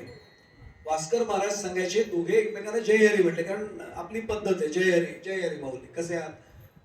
योगीराणा होता, तो म्हटला बरं झालं भेटलं, मला तुम्हालाच भेटायचं होतं. ते म्हणे मला उलट तुमचं दर्शन घ्यायचं होतं, तुम्ही काय मला भेटणार, मी सामान्य माळकरी हो, मी वारकरी आहे, मला रामकृष्ण हरीशिवाय काहीच येत नाही. आणि खरं सांगू आपल्याला, त्या माणसाने कबूल केलं. तो म्हटला मी निरक्षर आहे, मला वाचता येत नाही, मला सही करता येत नाही, मला ज्ञानेश्वरी वाचताही येत नाही. पण अशाच व्यक्तींना मी महाराज पाहिलेले, ज्ञानेश्वरी मुखोद्गत आहे. काय ज्ञानेश्वर महाराजांची कृपा असेल ना, मला सांगता येणं कठीण आहे. खरं अंगावर काटा असतो. शिकलेल्या माणसाला येणार नाही एवढ्या अनेकदा निरक्षर माणसांच्या मुखामध्ये ज्ञानेश्वरी आहे, हे मी पाहिलेलं आहे स्वतः. उदाहरण आपल्या बदलापूरला नितीन महाराज लोकांच्या मंदिरामध्ये माझ्या बरोबर मागे गायनाचार्य एक उभे होते. मला त्यांच्या लोकांनी बाकीच्या संगीत ओळखीच्या सातकऱ्यांनी, महाराज तुम्हाला कल्पना नाही, तुम्ही शिक्षक म्हणून सांगतो, यांना स्वतःचं नाव पण लिहिता येत नाही. आणि ज्ञानेश्वर ते महाराज कुठली पण ओवी सांगा, पुढची ओवी ते म्हणायचे. काय म्हणजे बाबा काय विलक्षण आहे म्हणजे ज्ञानेश्वरीचं महात्म्य. म्हणून तर मला खरं सांगू, जनाबाई म्हटलं ते मला खरंच पटतं. ज्ञान होय मोडा, मी माझ्याकडे बोलून सांगतो, ज्ञान होय मोडा अति मूर्ख त्या दगडा. आणि माझ्यासारख्या मूढ माणसाला आणि दगडाला सुद्धा ज्ञान प्राप्त करून देण्याचं सामर्थ्य ज्ञानेश्वरी होतं. एवढ्यासाठी सांगतो. तो म्हणतो मी साधा माळकरी आहे, मला काही येत नाही, मला रामकृष्ण हरी सोडलं तर मंत्र सुद्धा येत नाही. तो म्हणला नाही मला तेच सिद्ध करायचंय. काय सिद्ध करायचंय? ते म्हणले माझा मार्ग जो योग मार्ग आहे ना सर्वश्रेष्ठ आहे. तो म्हणला मी मान्य करतो. साधा असतात बरं का माळकरी, काही वाद नाही घालत. ते म्हणतात लिहून देतो मी. सिद्ध करायचं म्हणले. ते म्हणले कसं सिद्ध करणार? ते म्हणले समुद्र आहे समोर. हो म्हणले आहे. मी समुद्रात जाणार, मी वेगळं रूप धारण करणार, तुम्ही मला शोधायचं. ते म्हणले गावातल्या नदीत कधी मी उतरलो नाही, मला पाण्याची भीती आहे, मला नाही जाता येणार. म्हणले ठरले म्हणजे ठरले, मला यावंच लागेल. जबरदस्तीने तो आत गेला. महाराज सांगतात, भास्कर महाराज यांनी फक्त पांडुरंगाशी भांडण सुरू केलं. भक्ताला अधिकार असतो बरं का भांडण्याचा देवाशी, बाकी कुठल्या मार्गात अधिकार नाही. काय देवा? रामकृष्ण हरी रामकृष्ण हरी आयुष्यभर म्हणत आलो, तुझं नाव घेतलं. मी जर नामधारक नसतो तर मी अडचणीत आलो असतो का? म्हणजे मी तुझं नाव घेतलं हे चूक केली का की? आता माझी लाच तुझ्या हातात आहे, काय करायचं बघ. आणि हात वरती केले. महाराज सांगतात की तो फक्त एवढंच म्हणत बसला, रामकृष्ण हरी रामकृष्ण हरी रामकृष्ण हरी. आणि ओढला गेल्यासारखा समुद्रात गेला, वाकला खाली आणि हाताला एक मासा लागला तरी उचलला. आणि हा प्रगट झाला योगी. काय कमाल आहे म्हणले. येत नाही म्हटलं, हात धरून त्याला बाहेर आणलं. काय म्हटलं तुम्ही येत नाही म्हटलं, पहिलं मलाच उचललं तुम्ही. आता माझ्यासारखं काय म्हटलं असता, काय नामाची ताकद, साधना काय आपली. पण तो खरा माळकरी होता. तो म्हटला महाराज यांच्यात माझं काय नाही हो, ज्याचं मी नाव घेतो ना त्यांनी मला हे नेलं आत, त्यांनी माझा हात खाली दिला, त्यांनी माझ्या हातात तो मासा दिला, तुम्ही त्यात होता. ते म्हणजे आता तुम्ही जा. ते म्हटले झालं ना, आता मी लिहून देतो. म्हटलं तुम्ही जा. त्याने ढकललंच शकतो. हा पुन्हा हात जाता म्हटला रामकृष्ण हरी रामकृष्ण हरी. तेव्हा काय चालवलेस म्हटलं, आणि गायब झाला. वास्कर महाराज पुढे सांगतात, आजच्या परिभाषेत 2.5 तास गेले. हा शोधतोय योगी राणा, कुठे कुठे कुठे सापडे ना. शेवटी तो काठावर गेला आणि म्हटलं महाराज हरलो, प्रगट व्हा. हा प्रगट साष्टांग दंडवत वाळून घातलं. काय म्हणलं तुमची ताकद आहे. मला वाटलं मी योग मार्गाचा श्रेष्ठ अधिकारी आहे, तुम्ही नाम मार्गाचे फार मोठे श्रेष्ठ अधिकारी आहात. तरी या म्हणतोय नाही महाराज तुमचा गैरसमज आहे, माझं काही नाही याच्यात. ज्याचं नाव घेतलं ना त्यांनी मला हे आतमध्ये नेलं. अहो ते सोडून द्या म्हणले. झालं काय, तुम्ही कोण होतात? अहो मी समुद्रातले सगळे प्राणी उचलून पाहिले, सर्प उचलून पाहिले, कासव उचलून पाहिली, शार्क माशापासून देव मासा काही टन वजनाचा तोही उचलला. योगमार्गाचा अधिकार आहे म्हणले माझा, कुठेच सापडलं नाही. पाण्यात जाऊन ते म्हणले मी नाही झालो, त्यांनी केलं. मग काय केलं? त्याचं नाव घेतल्यावर मला, मी पाण्यात गेल्यावर त्याने मला पाणीच करून ठेवलं. जे सुज्ञ त्याला कळलं मी काय म्हटलं ते. अहो त्याचं नाव घेतलं ना, शिवनाम कसली योगाची कसोटी घेत.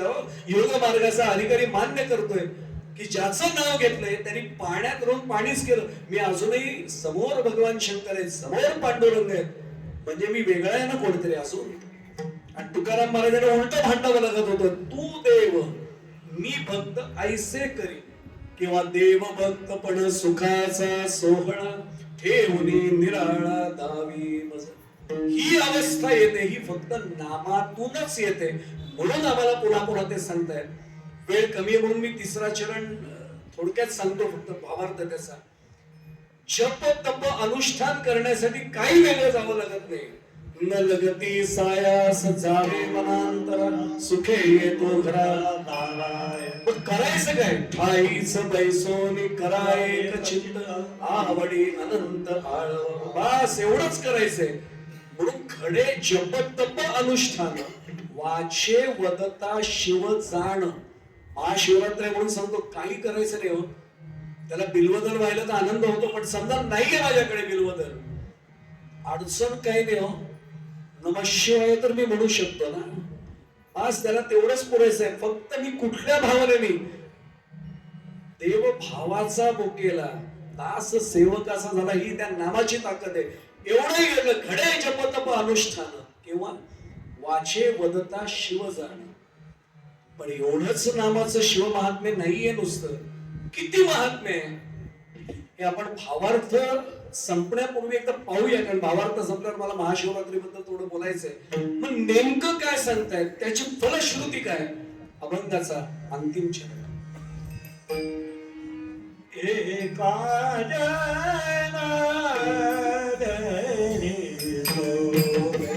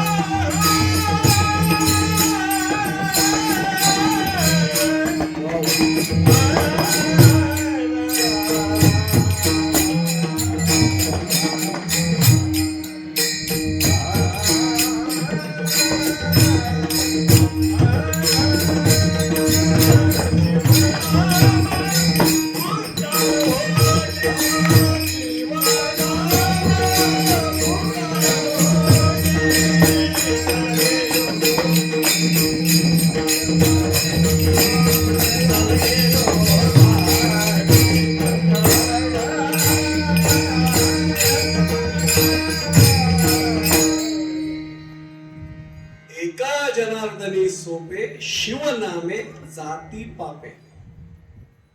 नुसत्या शिवनामानी सुद्धा पाप जातात. मला फार बोलायला वेळ नाही, पण मी एक सांगू, नामात खरंच सामर्थ्य आहे. त्या सर्वांच्या पाठातलं प्रमाण सांगू. तुकाराम तुकाराम नाम घेता कावे. मला एका विद्यार्थ्याने हे प्रमाण ऐकल्यावर म्हटलं काय समजलं का? हो म्हटलं काय तुला तुकाराम महाराजांना यन घाबरतो? म्हटलं अर्धवट माहिती आहे तुझी. महाराजांना घाबरतो नवल नाही, पण म्हटलं प्रमाण पुन्हा आहे. तुकाराम तुकाराम नाम घेता कापे. अरे तुकाराम महाराजांना तो घाबरतो, पण त्यांचं नाव जर मी घेतलं ना तर तो नाम घेतल्यावरही घाबरतो. काय म्हणतो आपल्या लक्षात आलं असेल, मी जर तुकाराम महाराजांचं नाव घेतलं तर मलाही यन घाबरत, तो मला नाही घाबरत आहे. मी जे नाम घेतो ना तुकाराम महाराजांचं, त्याला तो घाबरतो. याच बाबतीत आपल्याला शंकर भगवंतांचं महात्म्य, शिव महात्म्य नाथ महाराज या माध्यमातून सांगतायत. शिवनामे जाती पापे. आणि काय म्हटले, एका जनार्दनी सोप आहे. किती सोप आहे हो. नमः शिवाय कोणी लहान मुलगा पण म्हणू शकतो. नमः शिवाय नमः शिवाय हा जप सतत केल्याने सगळी पाप धुवून जातात. शंकर या नावातच मुळात कल्याण सामावलेलं आहे. आणि त्याची जी अनेक नाव आहेत त्याच्यात आशुतोष जे नाव आहे त्याचं वैशिष्ट्य आहे, अल्प दिलं तरी लगेच संतुष्ट होणार, म्हणून आशुतोष. शंकर भगवंतांना उगाच नाही. मी सांगू, आपण वाटेल तशी नावं कोणालाही ठेवतो. पण अध्यात्मातली नावं उगाच नाहीयेत, त्याच्या प्रत्येक नावाला अर्थ आहे. आता लक्षात आलं असेल, शंकर भगवान म्हणजे कल्याण करणारा, तो कृपाळूच आहे.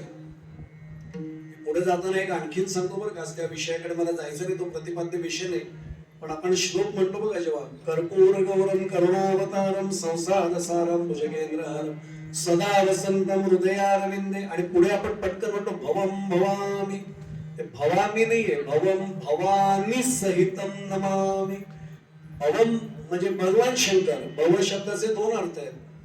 भू भवती म्हणजे होणे, संस्कृत धातू आहे, आपल्या सर्वांना माहिती आहे. आणि शंकर भगवंतांनाही भव म्हटले, म्हणून भज भज भव जलधी माझी, तिथेही दोन अर्थ होतात. आज ते चिरायचं नाही मला. पण भवम भवानी सहितम म्हणजे पार्वती देवींसह मी शंकर भगवंतांना नमस्कार करतो, असा त्याचा खरा अर्थ आहे. म्हणून आपण म्हणताना गजर करताना सुद्धा नम पार्वती पदे हर हर महादेव म्हणतोय. आता लक्षात येईल, हे शिवनाम अत्यंत कल्याणकारक आहे. नाम घेतल्यावर सुद्धा पाप निघून जातात. अशी खरंच पाप जातात का? खरंच शंकर भगवंतांचं नाव घेतल्यावर कल्याण होतं का? भावार्थ संपल्यावर थोडस त्याचं फक्त चिंतन मांडतो आणि मग सेवेची सांगता करतो. मी आपण त्यांचं भजन करूया. विठोबार